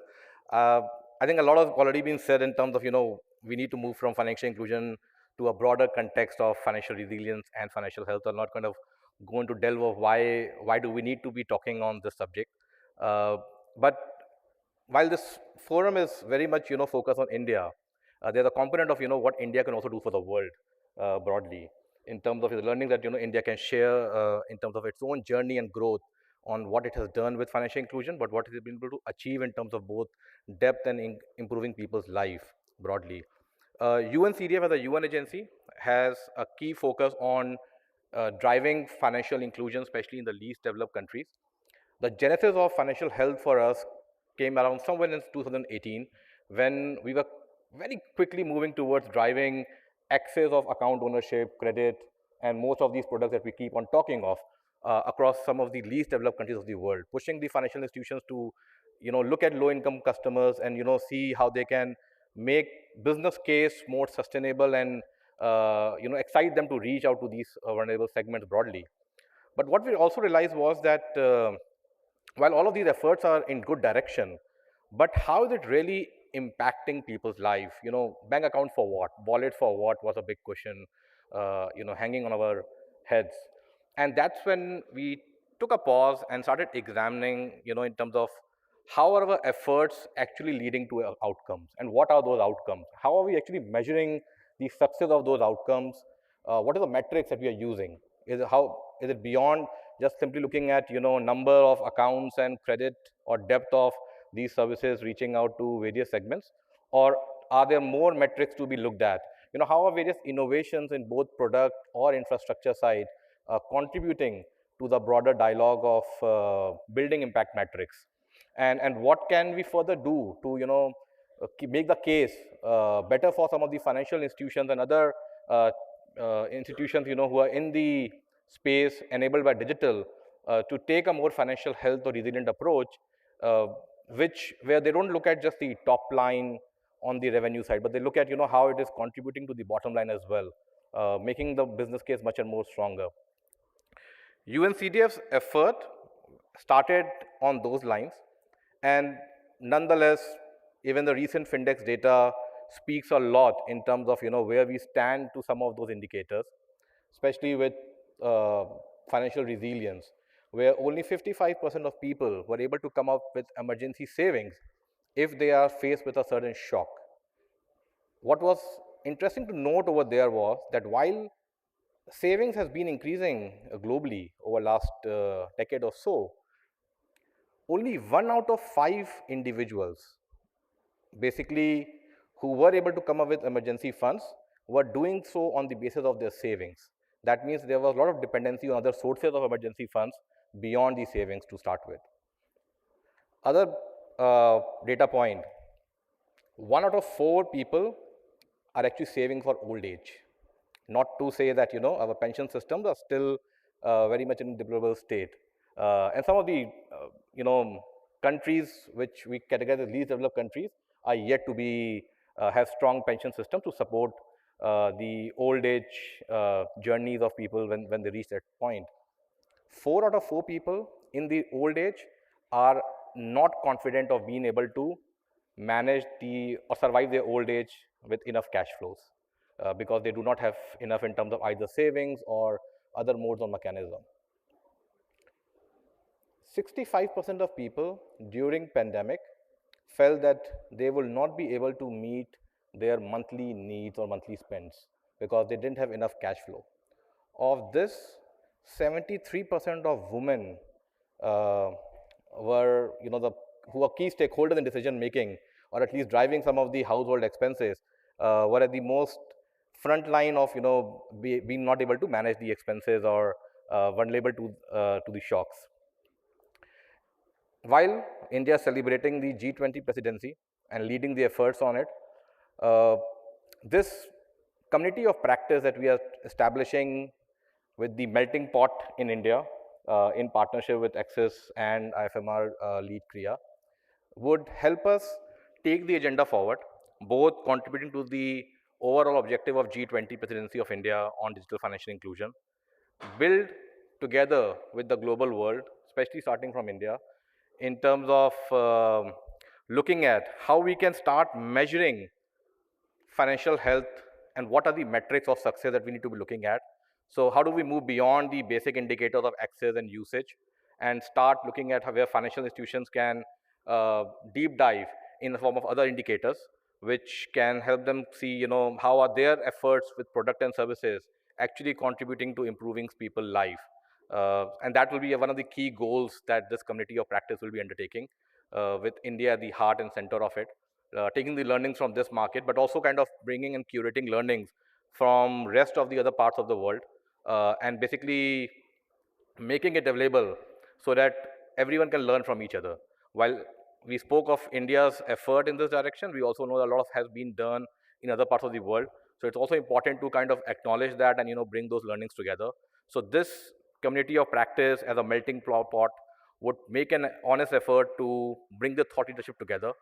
There would be a data hub which will be established where almost all the countries of the world would be able to see in terms of where they stand with their financial health metrics across different set of indicators.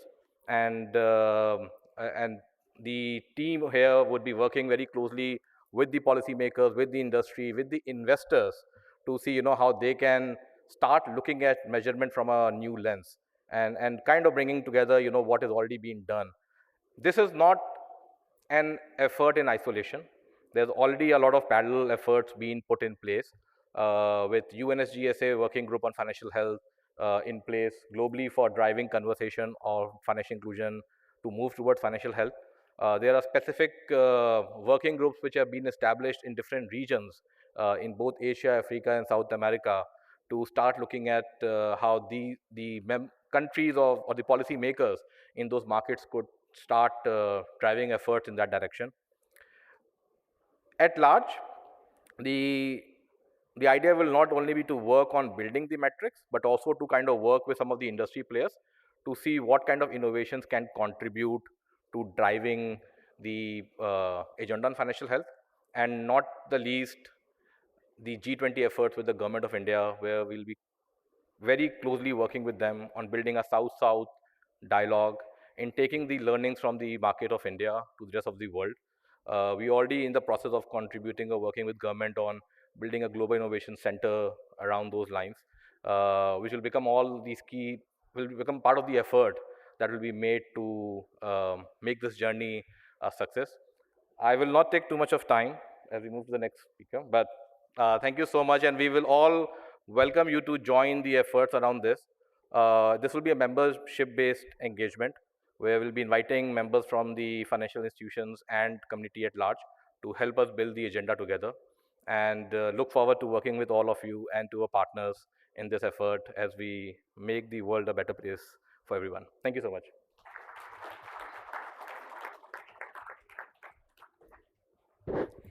Thank you very much indeed. That was Mr. Jaspreet Singh, the Global Lead, Financial Health and Innovations, UNCDF, for sharing the details and announcement of the launch. We are now eagerly awaiting and looking forward to hearing from our distinguished chief guest this morning. I now have the privilege in requesting Shri S. Raman, the Chairman and Managing Director of SIDBI, to kindly deliver his inaugural address, please. Let's give him a warm round of applause.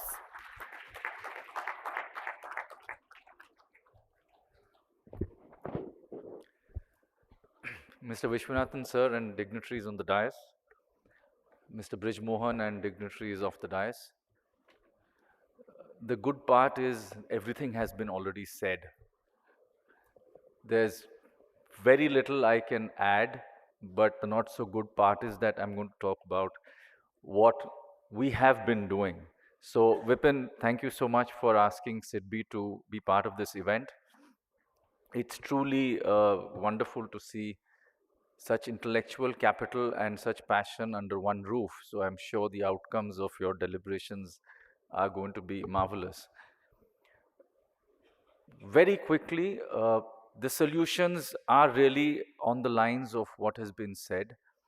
The only reason we go digital is to reduce costs, to reduce credit cost, and to make interest rates more affordable. The numbers that we have been talking about are varying a bit too much.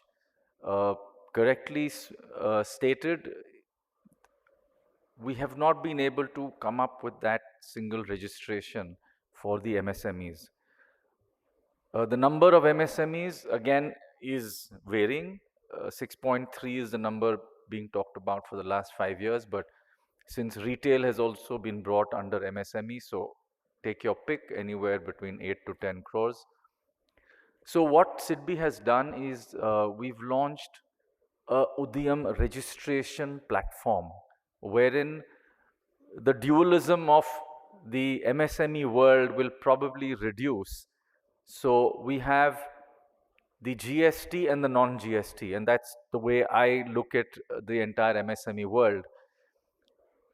We have 1.4 crore entities on what is now the new Udyam registration platform, but we need to reach a number of 8 or 9 crores. So we've tied up with all the banks, all the MFIs, all the other pools of data that have been sitting in government, for example, the PM Swanidhi. And we're saying that all this data can flow through the Assist platform that SIDBI has built with the MSME department, such that the numbers of Udyam certificates increases rapidly. So we're looking at 2 crores in 12 months, but with the help of all of you, it could be much faster. It's really about the KYC data that already exists with all the banks and the regulated lending space. And that is really what we have already requested the RBI to ensure, or at least to take forward, the fact that the Udyam certificate, which is accessible digitally, and therefore any lender can validate an MSME by just hitting the API of the Udyam certificate, that should be the single KYC document that is needed for a proprietorship. So we have individual, we have proprietorship. So Rule 28 and 29 of the KYC Master Directions simply needs to accept that a single Udyam registration should become proprietorship KYC. So that is one of the benefits that we immediately see of the formalization of the MSME sort of, very large sector.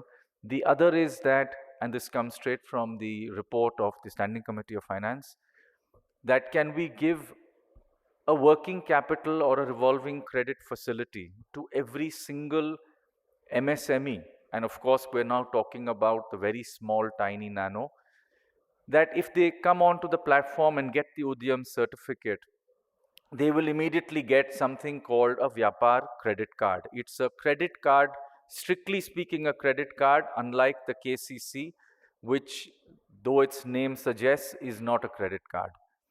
So we're talking about additional credit for MSMEs, which, like the way you and I use, we have a 20 or 30-day interest-free period. And that is something which can be given by the entire banking system as an incentive to the MSMEs to come and formalize. So I'm sure lots of benefits can be, sort of woven into the whole Udyam registration platform. We're also looking at how it can speak to the others. eShram was one that was talked about. So, there are multiple databases, and all the, sort of digital talent exists with us. So it's about getting the databases to talk to each other and getting better data for the benefit of lenders to be able to sort of try and fit that, or, fix that very large credit gap, which is somewhere, measured as an equivalent amount of the amount of MSME credit that exists today. So the number I read somewhere is 26 lakh crores is the existing MSME credit. We probably need an equal number in the next 3 or 4 years for us to get anywhere near the much touted 5 trillion target that has been laid before us. So the MSME formalization, VCC, so SIDBI itself is looking at whether this kind of a credit card, which is a UPI linked credit card, is something that we can do. the platform that SIDBI is really providing is an MIS come, sort of audit trail platform, so that we have some idea of what the MSMEs are getting in terms of the benefits from across the financial sector. We then come to the GST Sahay, which, as the name suggests, is limited to those people who are under the GST registration system.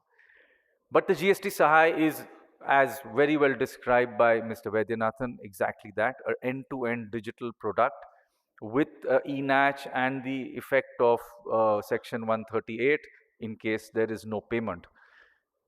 It has to become unsecured lending, and therefore we are bringing in the CGT MSC as a natural corollary for lending under GST Sahay.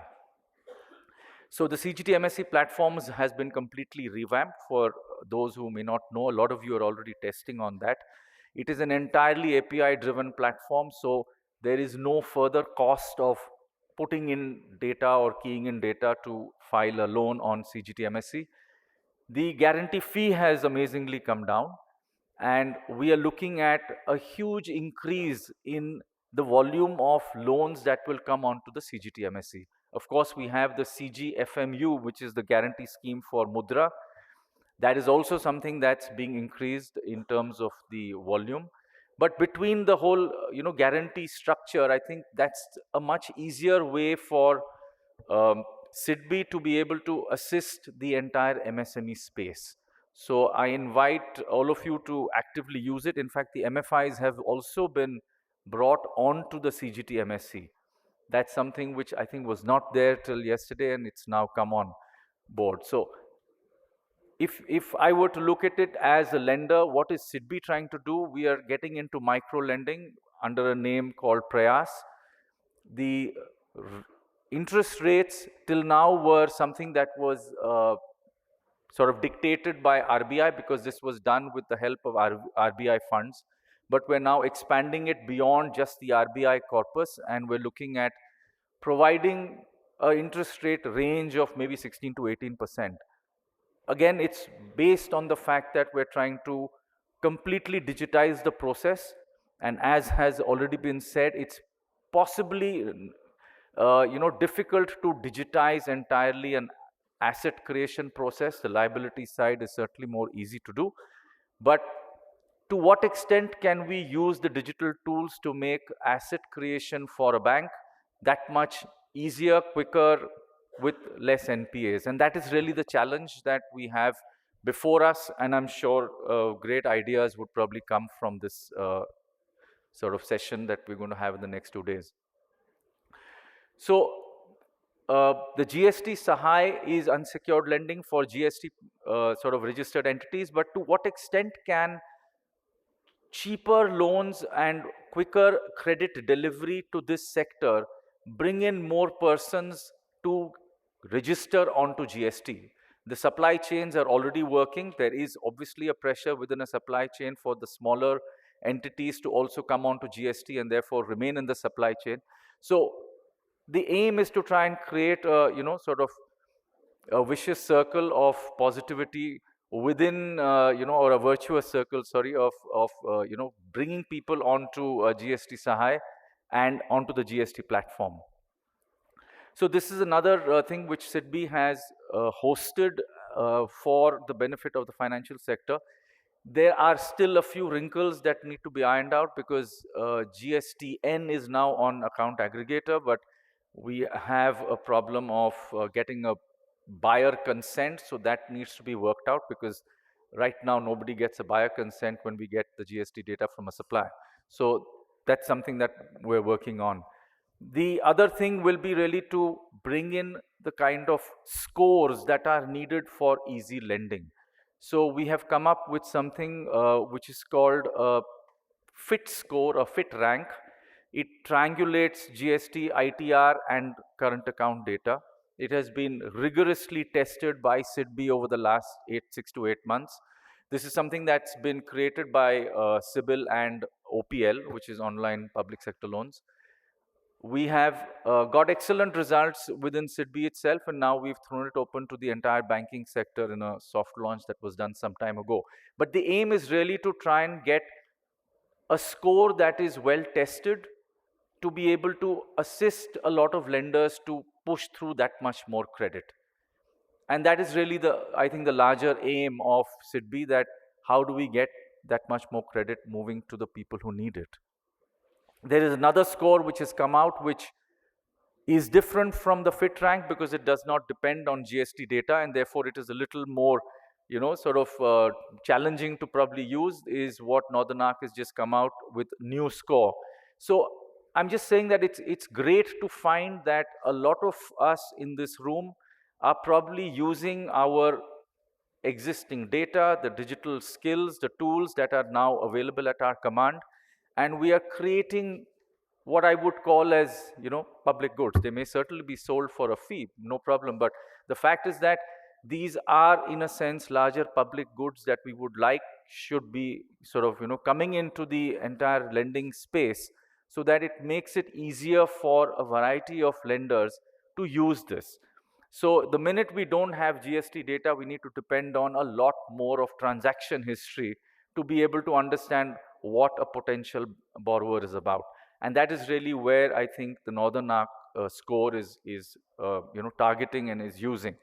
But I'm sure there would be others who have the capability, and I'm just using this forum to sort of reach out to all of you, saying that if you have good ideas with something that is even partially tested, please come forward. SIDBI be more than happy to work with all of you, because it is really about creating and deepening and widening this whole public data infrastructure that the country has so, put together so well.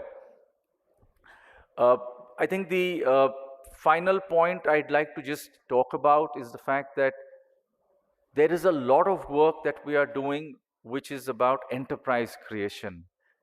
I have myself seen the complete joy in the faces of so many women when they actually move from what is an SHG or a JLG to sort of becoming their own enterprise owners, and that is truly probably the joy that many of us work for. How do we progress that? And that's really about scale. That's about, I mean, it's scale not in the scale that you and I may be talking about, but for them to scale up and move to the next level of widening their enterprise. So market linkage has always been a problem. It's something that SIDBI has worked on over the years. How do we increase that market linkage? One of the ways is to use ONDC. It might seem rather idealistic for us to be talking about ONDC for a very small enterprise owner, but when you get into it, it's not that difficult. It's really about giving them a virtual access or a digital access for their own catalog, and that's really what ONDC is all about. So SIDBI is working very actively with a vast number of what is known as the seller apps under the ONDC terminology, and the aim is to reach out to as many smaller persons. They could be artisans, they could be automotive parts suppliers, but really the people who are smaller in size, who probably have the inability to reach out and get to new markets. So that's another sort of very big area for us to go forward and work with. Of course, all of you have worked with SIDBI actively when it comes to the MFI space. What we are actually wanting to do, and we have gone about doing it by creating a small pilot which is really about data sharing. It can be termed as a blockchain, but all lenders like SIDBI, NABARD, SBI, etc., we are all lending to the NBFCs and the MFIs, and our biggest problem is that the only security we have is the receivables of the NBFCs and MFIs, and that's held in trust in some form or the other for the next level of lenders. So through this platform, we are basically saying that if we can reduce credit cost, if we can get greater visibility on the final borrower and the repayment that is happening from the final borrower, two things happen. We deduplicate the list of loans that is provided to each of us as the lender, because today we really don't know whether an NBFC is providing the same list of loans to SIDBI as well as to NABARD, and therefore, we're sort of rather clueless about what's happening. But the minute it comes onto a single shared database, that sort of gets resolved, and then we track through the credit bureaus, which again people have talked about. They have grown in stature, in reach. Therefore, we're talking about repayment data also flowing into this blockchain such that the asset quality can be monitored. And the aim of doing this is really to reduce the kind of cost of borrowing for these NBFCs. So SIDBI has played this role in the past.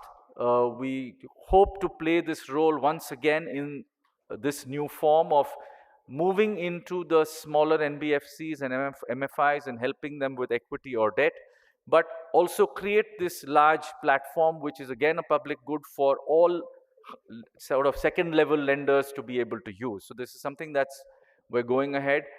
We're happy to sort of work with MFIN and Sadhan to be able to reach out to the smaller lenders in the NBFC MFI space so that we could again increase our role and make sure that more money reaches the underserved. So thank you so much for sort of hearing us out. I know it's been a long session, but once again I reach out to all of you that kindly come back to SIDBI for whatever good ideas and assistance that you think we could possibly give. Thank you so much.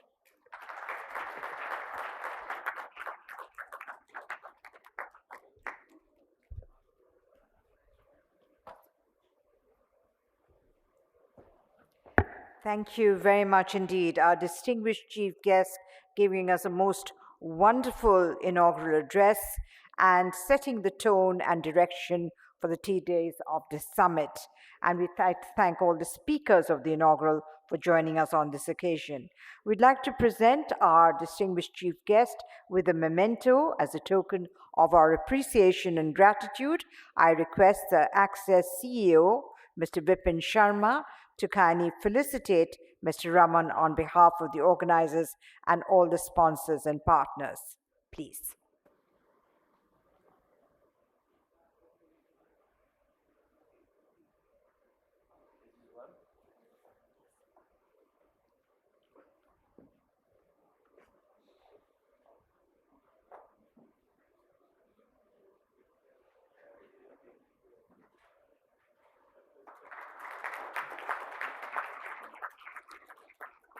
Thank you very much, Vipin, for doing the honors. I'd like to say a big thank you to all the guests at the inaugural panel for opening the summit today.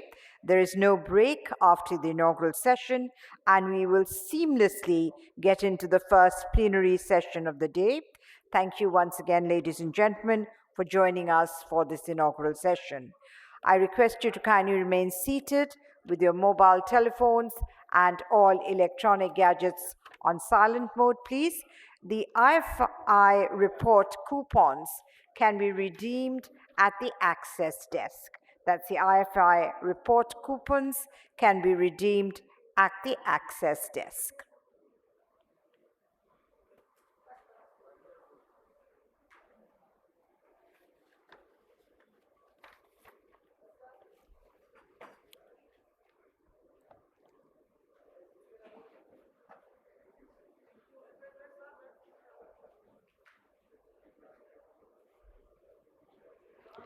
Thank you very much, gentlemen, and thank you, Radhika. And we'll just take a couple of minutes to clear the top table.